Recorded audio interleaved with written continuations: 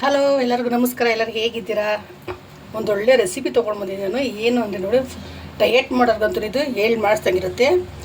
ದೋಸೆ, ಅಕ್ಕಿ ದೋಸೆ ಒಬ್ಬರು ತಿನ್ನೋಕ್ಕೆ ಅವರು ಶುಗರ್ ಇರುತ್ತೆ, ತಿನ್ನೋಕ್ಕಾಗಲ್ಲ ಅಂತಾರಲ್ಲ, ಅಂಥವ್ರಿಗೆ ಇದು ಒಂದೊಳ್ಳೆ ದೋಸೆ. ಇದು ಹೆಸರು ಕಾಳು ಕಡಲೆ ಬೀಜದ್ದು ತುಂಬಾ ಚೆನ್ನಾಗಿರುತ್ತೆ. ಒಂದ್ಸಲ ನಿಮ್ಮ ಮನೇಲಿ ಇದೇ ಥರ ಟ್ರೈ ಮಾಡಿ. ಇದು ಲಂಚು, ಬ್ರೇಕ್ಫಾಸ್ಟ್, ಡಿನ್ನರು, ಡಿನ್ನರ್ಗಂತೂ ಇದು 4 ದೋಸೆ ತಿಂದು ಏನಾಗಲ್ಲ, ಆ ಥರ ಇರುತ್ತೆ.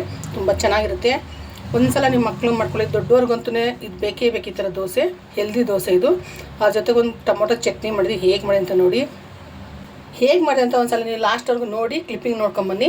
ಚೆನ್ನಾಗಿದೆ ನನಗೆ ಕಮೆಂಟ್ ನೋಡಿ. 1 ಕಪ್ಪು ನಾನಿವಾಗ ಎಷ್ಟು ತಗೊಳ್ತೀನಿ, ಕಡಲೆ ಬೀಜ 1 ಕಪ್ಪು ಚೆನ್ನಾಗಿ ನೆನೆಸಿ ನಾನು ಇವಾಗ ತೊಳೆದಿದ್ದೀನಿ. ಇದಕ್ಕೆ ನೀರು ಹಾಕ್ಬಿಟ್ಟು, ನೀವು ಬೆಳಗ್ಗೆ ಮಾಡ್ತೀವಿ ಅಂತಂದರೆ ರಾತ್ರಿ ನೆನೆಸಿಟ್ಕೊಳ್ಳಿ. ಇಲ್ಲ ಅಕಸ್ಮಾತ್ ಸಂಜೆ ಮಾಡ್ತೀವಿ ಅಂದರೆ ಬೆಳಗ್ಗೆ ನೆನೆಸಿ ಒಂದು 8 ಅವರ್ ನೆನೆದ್ರೆ ಚೆನ್ನಾಗಿರುತ್ತೆ. ಇವಾಗ ನಾನು ನೈಟ್ ನೆನೆಸಿಟ್ಟಿದ್ದೀನಿ ನೋಡಿ, ಇಷ್ಟು ಚೆನ್ನಾಗಿ ನೆಂದಿದೆ. ಒಂಚೂರು ಶುಂಠಿ, ಒಂದು 3 ಹಸಿಮೆಣಸಿನ್ಕಾಯಿ, ಇಷ್ಟು ನುಣ್ಣು ರುಬ್ಬಿದ್ದೀನಿ ನಾನು.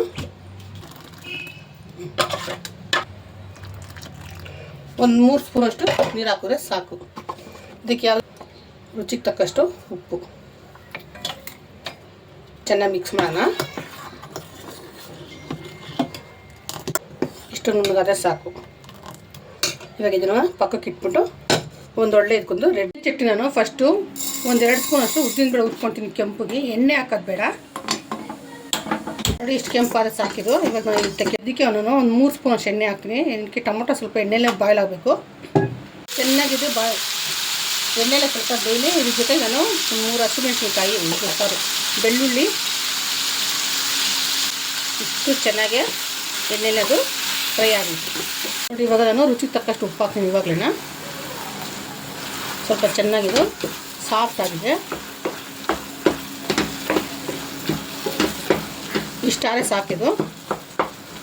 ಟೊಮೊಟೊ ಎಲ್ಲ ಇದು ಸ್ಟವ್ ಆಫ್ ಮಾಡ್ತೀನಿ. ಈಗ ಉದ್ದಿಟ್ಟಂತ ಉದ್ದಿನಬೇಳೆ ತೊಗೊಳ್ತೀನಿ. ಹಾಗೆ ಇದು ಟೊಮೊಟೊ ತಣ್ಣಗಾದ್ಮೇಲೆ ನೀವು ಮಿಕ್ಸಿಗೆ ಹಾಕೋಬೇಕು. ನಾನು ಸ್ವಲ್ಪ ಬಿಸಿದಾಗಲೇ ಹಾಕಿ ಜಾರಲ್ಲಿ ಹಾಳು ಮಾಡಿಟ್ಟಿದ್ದೀನಿ. ನನಗೆ ಏನೇ ಚಟ್ನಿಗೆ ಸ್ವಲ್ಪ ಕೊತ್ತಂಬರಿ ಇದೆ ತುಂಬ ಇಷ್ಟ. ನಿಮಗೆ ಬೇಡ ಅಂದರೆ ಸ್ಕಿಪ್ ಮಾಡ್ಕೊಳ್ಳಿ. ಸ್ವಲ್ಪ ಕೊತ್ತಂಬರಿ ಇದನ್ನು ನುಣ್ಣು ರುಬ್ಕೊಂಬರ್ತೀನಿ ನೋಡಿ. ಇಷ್ಟು ನುಣ್ಣು ರುಬ್ಬಿದ್ದೀನಿ. ಈ ಥರ ಚಟ್ನಿ ನೀವು ಮಾಡಿ ಇಟ್ಕೊಂಡು 1 ವಾರ 10 ಗಂಟೆ ಫ್ರಿಜ್ಜಲ್ಲಿ ಇಟ್ಕೊಂಡ್ರೆ ಚೆನ್ನಾಗಿರುತ್ತೆ. ಇದರಲ್ಲಿ ಅನ್ನ, ಚಪಾತಿ, ಇಡ್ಲಿ ನೋಡಿ. ನಾನು ಒಂದು ದೋಸೆ ಮಾಡ್ತಾಯಿದ್ದೀನಿ ಇವಾಗ.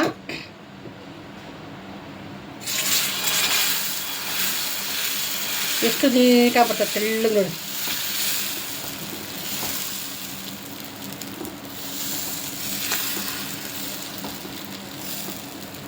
ನೀವು ತುಪ್ಪ ಬೇಕಾದ್ರೆ ಹಾಕ್ಕೊಳ್ಳಿ, ಆಯಿಲ್ ಬೇಕಾದ್ರೆ ಹಾಕ್ಕೊಳ್ಳಿ. ನಾನು ಸ್ವಲ್ಪ ತುಪ್ಪ ಹಾಕ್ತೀನಿ. ಇದೊಳ್ಳೆ ಹೆಲ್ದಿ ಫುಡ್. ಇದು ಜಿಮ್ಗೆ ಹೋಗೋರಿಗೆ, ಡಯೆಟ್ ಮಾಡೋರಿಗೆ ಇದು ತುಂಬಾ ಒಳ್ಳೆಯದಿದು. ಶುಗರ್ ಇರೋರಿಗೆ ಇದು ಫೈಬರ್ ಫುಲ್ಲು ಇದೆ ಇದರಲ್ಲಿ. ಅದಕ್ಕೋಸ್ಕರ ಈ ಥರ ದೋಸೆ ತಿಂದರೆ ತುಂಬ ಒಳ್ಳೆಯದು ನೋಡಿ. ದೋಸೆ ಎಷ್ಟು ಚೆನ್ನಾಗಿ ಬರ್ತಾಯಿದೆ ನೋಡಿದ್ರಲ್ಲ.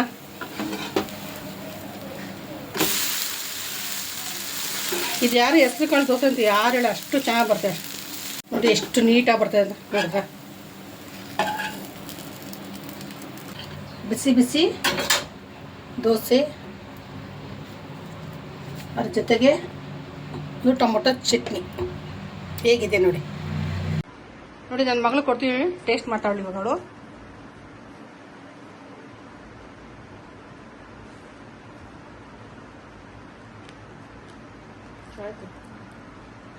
ಹುಡುಕ್ತಾಳೆ ಹೆಂಗಿದೆ ದೋಸೆ ಅಂತ.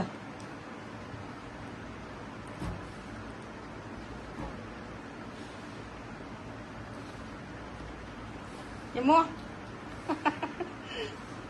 ಚೆನ್ನಾಗಿದೆ.